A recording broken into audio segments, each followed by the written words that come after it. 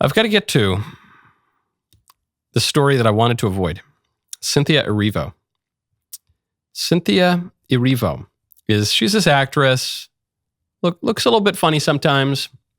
She's an actress. I'm not commenting even on her natural appearance. I'm saying she sometimes in performances, she has really long, pointy, scary nails, tons of piercings, and kind of hunched over. And that's how Cynthia Erivo, a woman, decided that she would play Christ in Jesus Christ Superstar at the Hollywood Bowl.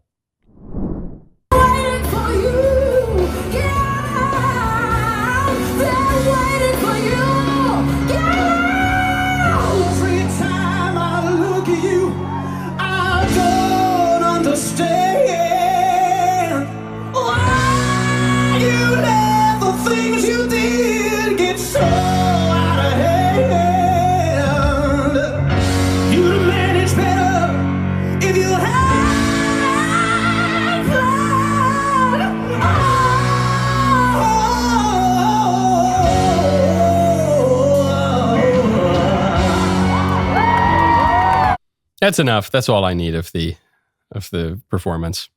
You know, the one thing I'll say for Cynthia Erivo, she is striking looking, which is helpful for actors. It is, and Brando is striking looking. Okay.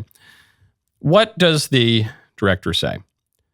Cynthia's brilliant. Her voice, presence, and simultaneous power and vulnerability absolutely blows my mind, and working with her has been a dream. I'm excited by the challenge of presenting the audience with a production led by a female Black Jesus, and encourage the audience to expand their minds a bit.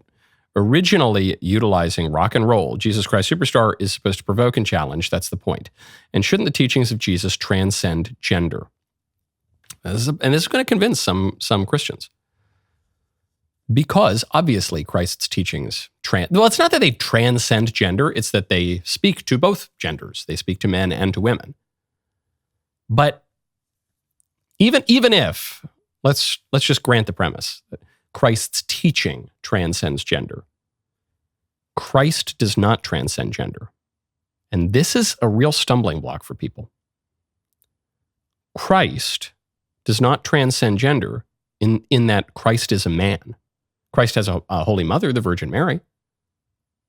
So it's not, the whole story isn't all just men, but Christ is a man. And this is the part that is just impossible for people to understand. This has been, and especially in the fullest extent in the crucifixion, this has been a stumbling block and foolishness. This is, just to quote 1 Corinthians chapter 1, 20 to 25, where is the wise man, where is the scribe, where is the debater of this age? Has not God made foolish the wisdom of the world? For since in the wisdom of God, the world did not know God through wisdom, it pleased God through the folly of what we preach to save those who believe. For Jews demand signs and Greeks seek wisdom, but we preach Christ crucified, a stumbling block to Jews and folly to Gentiles. But to those who are called, both Jews and Greeks, Christ the power of God and the wisdom of God, for the foolishness of God is wiser than men, and the weakness of God is stronger than men. This is the key here. Here, St. Paul is writing about the crucifixion, but we can extend this even to the whole of the incarnation. This is a stumbling block to Jews because in the Jewish understanding, God's not supposed to be a man. This is folly to Gentiles. This is ridiculous to Gentiles.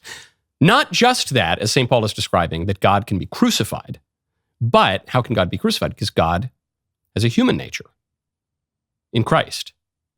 A divine nature and a human nature together. And that means Christ is a man, which means he looked like something. And he didn't look like Cynthia. He looks like something, I should say. But during his sojourn on earth, he looked a certain way. Glorified body looks a little bit different too, but in the resurrection. But he doesn't look like Cynthia Erivo. He does in the sense that we're all human beings, but he is a certain height. He's a certain sex. He has certain hair. He is a certain race. He's particular. There is a particularity to God. That is a fact of the Christian faith, a fact revealed in the Christian faith.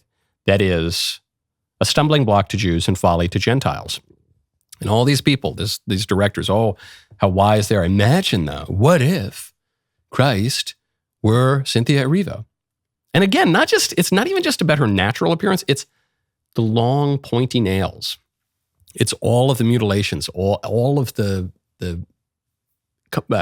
piercings and all the rest of it being hunched over. It's this presentation that I think is intentionally or unintentionally doesn't quite look divine. That's the issue. And it comes out of a scandal. All these wise people, imagine if. But listen, I'm going to show you how smart we are. Imagine if Christ were a woman. Imagine if. Yeah. That sounds to me like the thought of the wise man, the scribe, the debater of this age. But the foolishness of God is wiser than men. That was a great clip. Now stop and subscribe. Thank you.